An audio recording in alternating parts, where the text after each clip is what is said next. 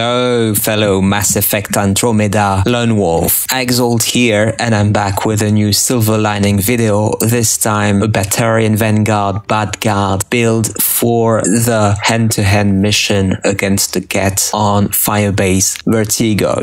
I'll be using this build because it's a character I didn't post anything about on this channel. I'm using a shotgun-based build to have some extra melee damage output. It's not really necessary on challenges like this for the simple reason that you already have an extra bonus on your melee damage output.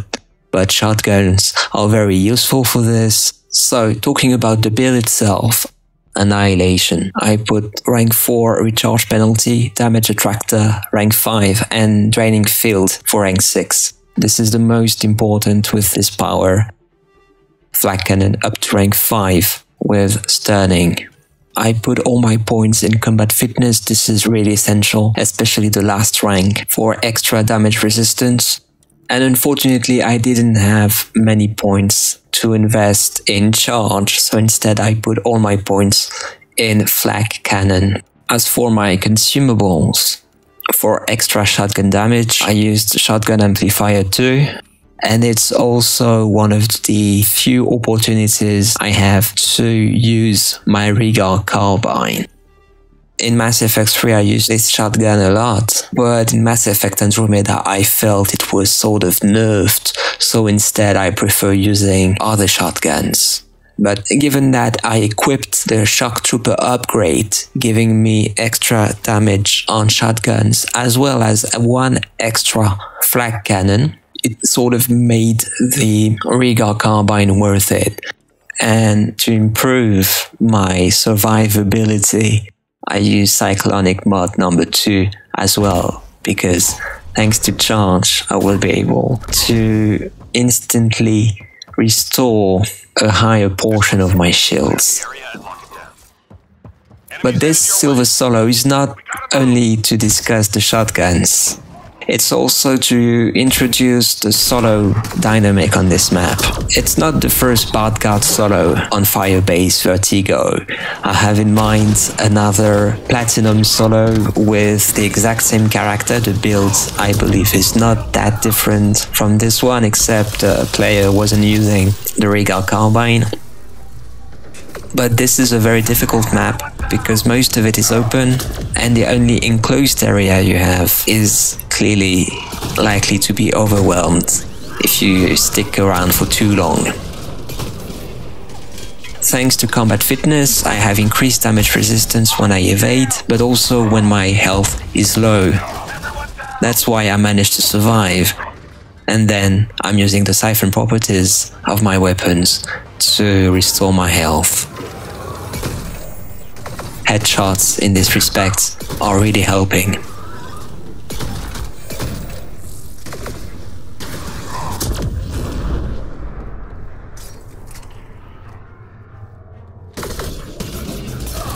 The Wraiths also have this tendency to move away from you whenever you start meleeing them, which sort of kills the idea of this character. The idea being that you don't activate Annihilation Field the way you would with characters such as the Krogan Gladiator, for instance. With her, I keep my Annihilation Field almost all the time, but with this character, I only activate it when I know that I'm not going to use charge, because otherwise that drastically reduces the recharge time of the power charge, which is not long to begin with. It's a couple of seconds, but with this penalty, it makes a difference, especially if you use charge as I'm doing on my runs, that is to say, using charge to move away from the area.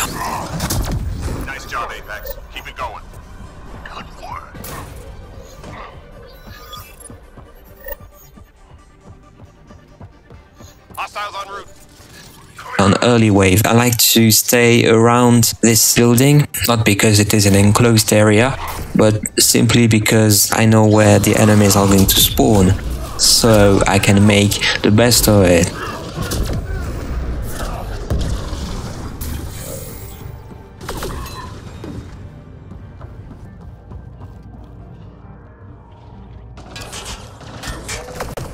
and I just tried to use the Vertigo carbine thinking it was the Crusader.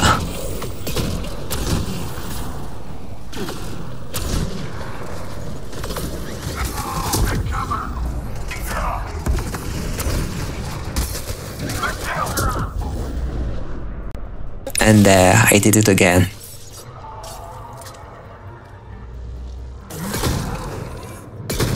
So the Kett faction can make this map difficult because of the destined using smoke, and especially if you are relying on melee, as I am.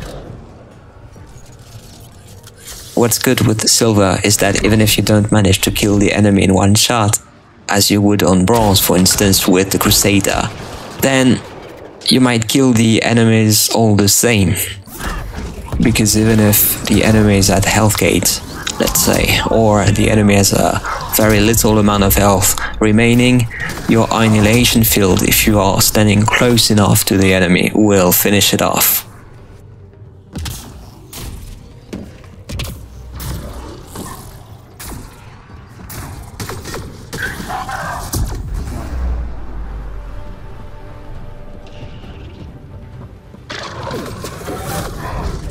Just saw an instance of me using charge in spite of keeping the annihilation field. That was dangerous. I did that on purpose because I thought that my ass would be saved after I killed all the enemies, but I didn't see that there was a chosen just behind me, so...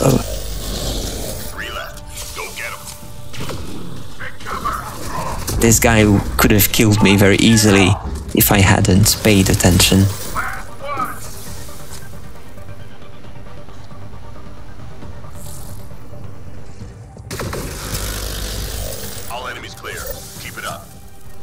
But in fact, I'm just, you know, playing around a little.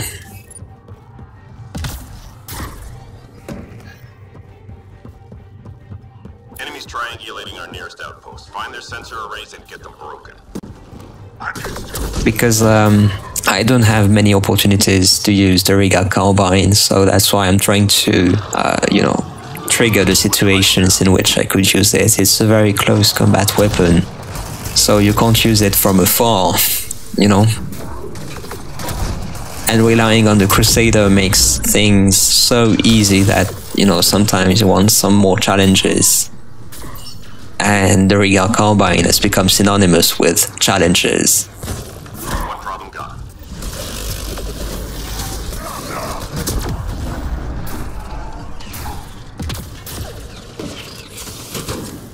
My melee damage output is so powerful that it might kill the anointed in only one hit. I think it's really, it's a really great bonus. Almost done.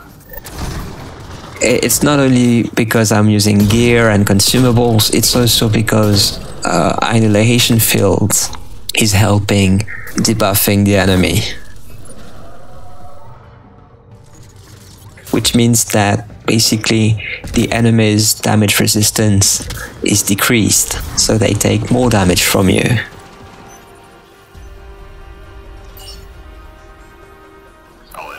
If you add that up to all the bonuses I already have, no wonder that you can kill an anointed in one hit.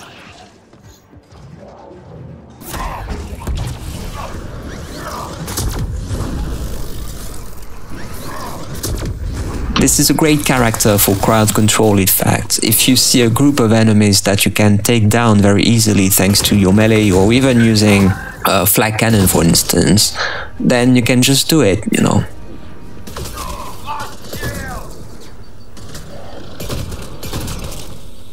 But I guess that it's better to first deactivate the annihilation field and then use charge in case, you know, of emergency, because you cannot anticipate on everything. You know, sometimes the enemy are taking cover so you can't see them and there's a chosen just behind you and then bam, you're just dead, you know. Nice job, Apex. Keep it going. Or even the wraiths, because they can become invisible so you don't always know exactly where they are. Hostiles en route. Let's move. And silver, well, silver feels very much like bronze except for the last waves. And when you start a silver solo, you quickly notice that it's a bit more difficult than bronze. Obviously it is. The enemies do not die as quickly as they would on bronze, naturally. And there are also more enemies on the field, and tougher enemies come quicker, and the waves are a bit longer.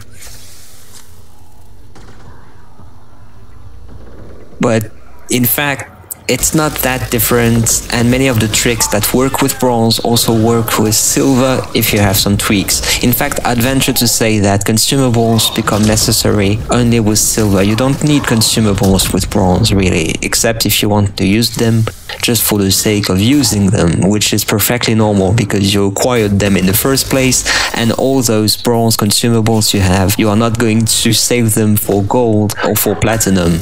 Well, eventually you will, but to begin with, this is not a natural attitude to do that. You know, usually you tend to take the strongest consumables for bigger matches, you know, difficult games. You're not going to use a level 4 consumable just for silver, aren't you?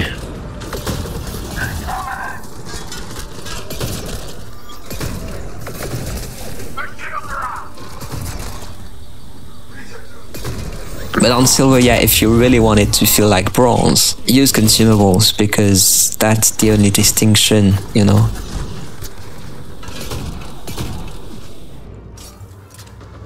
For example, on bronze with the Crusader, you can kill a Wraith in one shot with the Crusader, whether you are hitting its weak point or not. But on silver, the distinction becomes more significant. If you don't hit the Wraith's weak points, then it's going to have a little amount of health remaining. But if you manage to hit its weak point, then it's okay. Well, it's all relative to the character you're using, because some characters have inherent weapon damage bonus. Soldiers, most notably. You know, adepts don't really have that.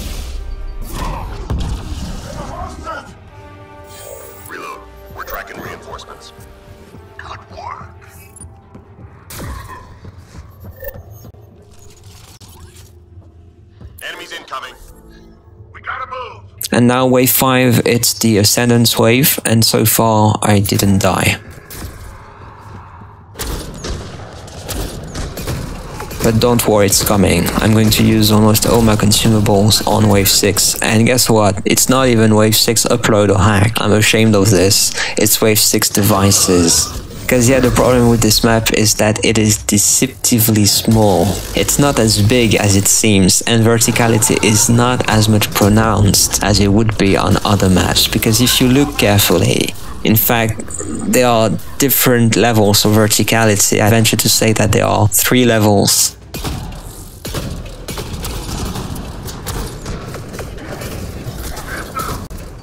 There's up there, there's the middle ground, and there's the lower ground. But in fact, all these areas are very small, especially the higher grounds. It's just, you know, a couple of small platforms with lots of cover, so the enemies tend to go there. And if you have upload or hack, then with the Anointed, you really have to watch out.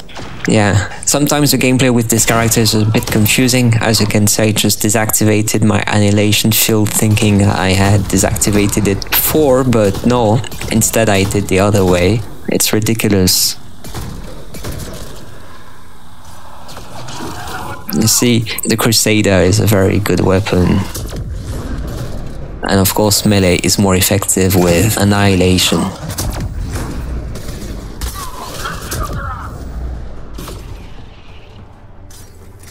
Flak Cannon is also a great power, not only for crowd control, but also to strip the enemy's shields, even on silver.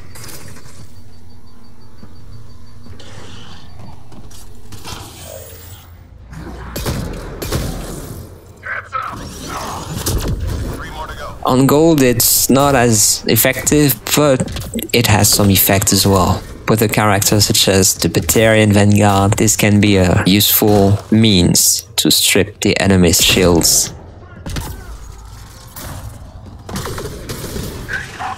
As far as I'm concerned, this purpose is better served with the Riga carbine.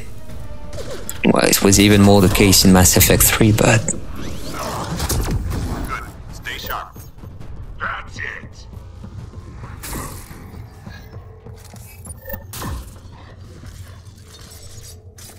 So this is the 6th wave, the wave of shame. Enemies triangulating our nearest outpost. Find their sensor arrays and get them broken. Could have been a perfect silver lining video, but no. It should have been. But given that I don't play as often as I used to, I guess I'm a little, overwhelmed. So I used the first Cobra to get it over with the Fiends. One problem gone. But I got stuck, and this forced me to use a first consumable for my shields. Well, aside from the Cobras.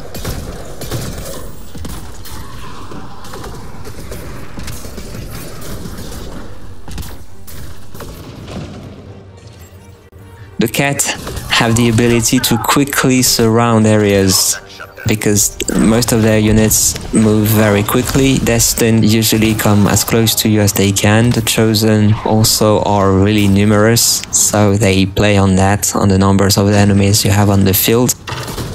Rays are not easy to see, so sometimes you can forget they're even there. And the Ascendant has the ability to teleport. Also the Anointed, if you are doing a device and the Anointed is standing next to you, then it may also melee you, as a result of that, kill you.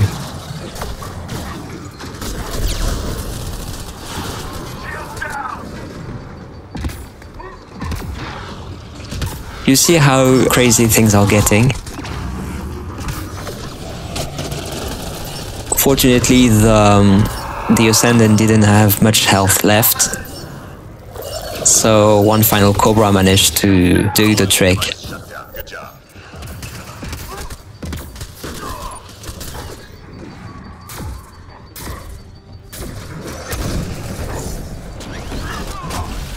Also, I was glad the Destin did not melee me.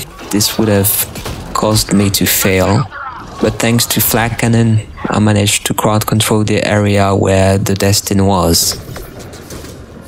Because it decided to make itself invisible instead of just shooting at me. I'm glad when they do that. And if you counted correctly, you saw that there were 3 Destins. So you see, that makes a lot of smoke. Even on Platinum you don't have that many on later waves. Just 3 hostiles remaining. And on Gold I'm not even saying, because there are 3 as well. Anyway, thank you for watching this video. I hope this build helped you understand the Vanguard a little bit more, if you didn't in the past.